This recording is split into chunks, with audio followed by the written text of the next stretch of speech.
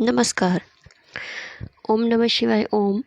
Free ज्योतिष सीखे channel में आपका एक बार फिर से स्वागत है। आज बात करेंगे नवम भाव की।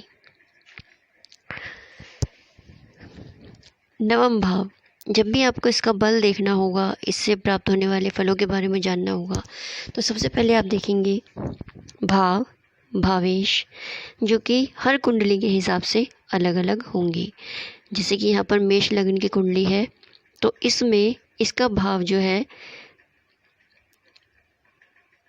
धनु राशि का बनता है और इसका भावेश गुरु बनता है। लेकिन कारक जो है वो हमेशा एक सा ही रहेगा, वो होगा गुरु। भाव की स्थिति देखी जाएगी, भावेश की स्थिति और गुरु की स्थिति नवम भाव से प्राप्त होने वाले फलों के लिए। अब नवम भाव के कारकत्व क्या क्या है, उनसे हम क्या क्या देख सकते हैं। उनसे हम देखते हैं धर्म, सबसे इम्पोर्टेंट धर्म, पिता, गुरु और संतान की शिक्षा, और आपके यानी कि जातक के पौत्र, संतान की संतान। ये लगन से नवम भाव है, इसलिए लगन के लिए होता है ये पिता का भाव, गुरु का भाव और नवम से पंचम अर्थात संतान का भाव। इससे अगर हम देखेंगे तो 1 2 3 4 5 नवम से जो ये 5वां भाव बनता है, तो यह संतान की शिक्षा का भाव बनेगा। उसके संतान यानी कि जातक के पौत्र या पौत्री का भाव बनेगा। अब एक चीज़ और देखिए, लग्न में हम 6, 8 और 12 भाव को अशुभ मानते हैं, उनको थोड़े हानि के भाव समझते हैं या बाधा के भाव समझते हैं। लेकिन यदि नवम भाव से देखें तो 1 2 3 4 नवम भाव के लिए 12वां भाव जो है सुख भाव बनता है, यानी कि पिता के सुख का भाव कौन सा है, हमारा 12वां भाव। अब जो छठा भाव, जातक का छठा भाव जो है वो संघर्ष का है, ऋण का है, रिपु का है, रोग का है। लेकिन नवम भाव के लिए क्या बनता है, ये 1 2 3 4 5 6 7 8 9 10, यानी कि पिता का कर्म भाव। पिता का व्यवसाय क्या है, व्यवसाय है या नौकरी है या व्यापार है, जो भी है यह छठा भाव आपको बताएगा। अब देखिए 8वां भाव, 8वां भाव जातक की आयु का भाव है, उससे यह दूसरा भाव बनता है, तो यह 8वें भाव की शुभ वृद्धि के का कारण बनता है, 8वें से दूसरा भाव। लेकिन 8वां भाव इसका 12वां भाव बनता है, यह 8वें के लिए शुभ है। धर्म भाव, अब ये देखिए कि जातक कितना धर्म कर्म में रत रहेगा, या अधर्मी होगा या फिर पूजा पाठ करेगा नहीं करेगा, वह बताएगा आपको नवम भाव। इस भाव कितना शुभ है, भावेश कितना शुभ है और गुरु कितना शुभ है। जितने तीनों शुभ होंगे और जो मैंने आपको बल पिछले उसमें बताए हैं, आप उससे देख सकते हैं कितने बली हैं ये ग्रह, इसका भावेश कितना बली है, इसका कारक कितना बली है, उसके अकॉर्डिंग ही हम जातक की धर्म में रुचि या कर्म में रुचि देख सकते हैं। और इस भाव से क्या क्या देखा जाता है, दान, जातक दान करेगा या नहीं करेगा। तीर्थों में जाना, तीर्थों की यात्रा उसके भाग्य में है या नहीं है, भाग्य भाव। तप, गुरुजनों में भक्ति, औषधि, चित्त की पवित्रता, देव पूजा, विद्या के लिए श्रम, वैभव, सवारी, और वह कितना नम्र है, उसका स्वभाव कठोर है या कोमल है, यह भी आपको नवम भाव ही बताएगा। यह जातक का भाग्य है, कर्म है, कर्मों का फल है।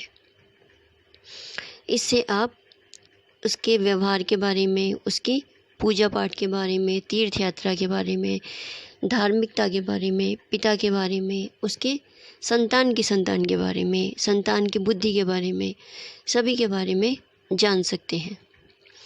और यह 3rd भाव से 7वां भाव बनता है, 3rd भाव हमारे भाई बहन का है, तो भाई बहन के जीवन साथी के बारे में भी इस भाव से जाना जा सकता है। और भी यदि आप भावों से गिनेंगे तो इसके अलग अलग आपको मतलब नज़र आएंगे। जैसे कि अगर इससे 9वें भाव से 3रा भाव देखें, 11वां भाव बनता है, वह इस लगन के लिए तो लाभ भाव है, लेकिन इसके लिए छोटे भाई बहन यानी कि पिता के भाई बहन का भाव है। इसी तरह से हम हर भाव से कुछ ना कुछ एक नई चीज़ कैलकुलेट कर सकते हैं और उससे हम जन्म पत्रिका ना होते हुए भी संतान के बारे में, पिता के बारे में जान सकते हैं। जब भी लग्न और तृतीय भाव यानी कि प्रथम भाव और 3रा भाव, यह दोनों 9वें भाव से जुड़ जाएंगे।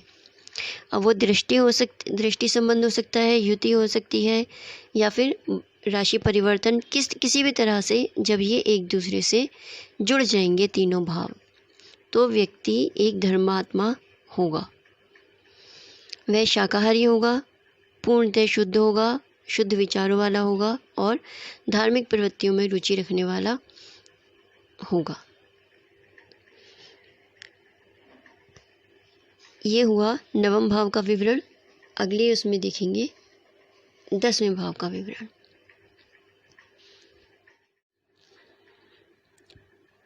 दशम भाव, कुंडली के दशम भाव से क्या क्या देख सकते हैं, उसके कारक कौन कौन से ग्रह हैं और उसके कारकत्व कौन कौन से बनते हैं।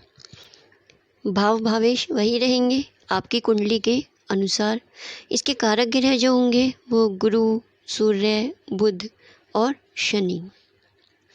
इसके कारकत्व क्या है? इसके कारकत्व हैं, इससे व्यापार देखा जाता है, राज्य की ओर से यानी कि सरकार की ओर से मिला हुआ सम्मान देखा जाता है, सरकारी नौकरी, कृषि, चिकित्सक, यश, यज्ञ आदि शुभ कार्य और बड़े बड़े यंत्र मंत्र और आदि कार्य देखे जाते हैं।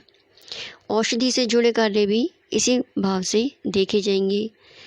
शिक्षक का कार्य, पढ़ाने का कार्य और राज्य सरकार की जो नौकरी होगी वो भी इसी से देखी जाएगी। व्यक्ति कितना सम्मानित होगा या कितना अपमानित होगा वह भी यही भाव आपको बताएगा।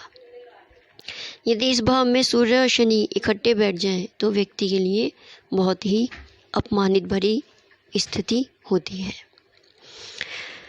दशम भाव ये बनता है, यदि आप इसको लगन में लिख लें, काल पुरुष में इसमें 10 राशि आती है, इसको अगर लगन में लिख लें तो 10, 11, 12, 1,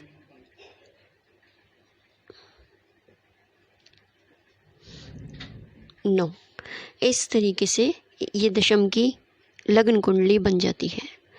अब इसके केंद्र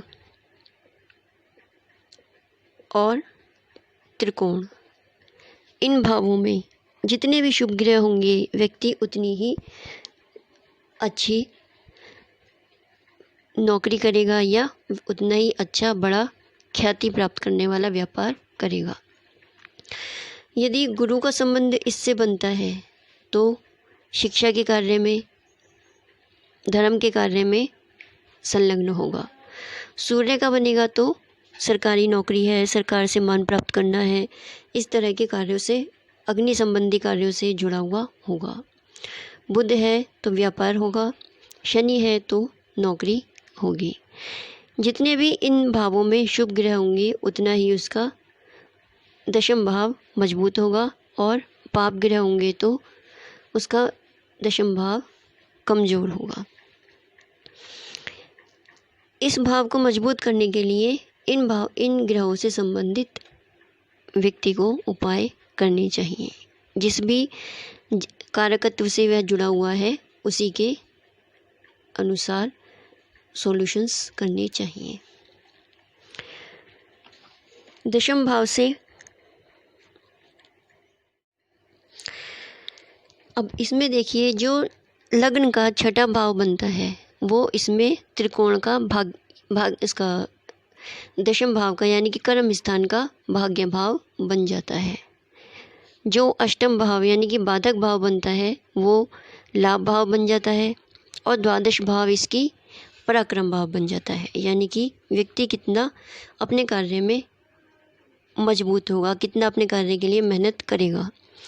इसमें भी छठा, आठवां और 12वां भाव इसके लिए सहायक सिद्ध होते हैं। तो इसी तरह से आप और भावों के लिए भी छठे, 8वें, 12वें भाव को लगाकर देखिए और उनके परिणाम क्या आते हैं उनको नोट कीजिए।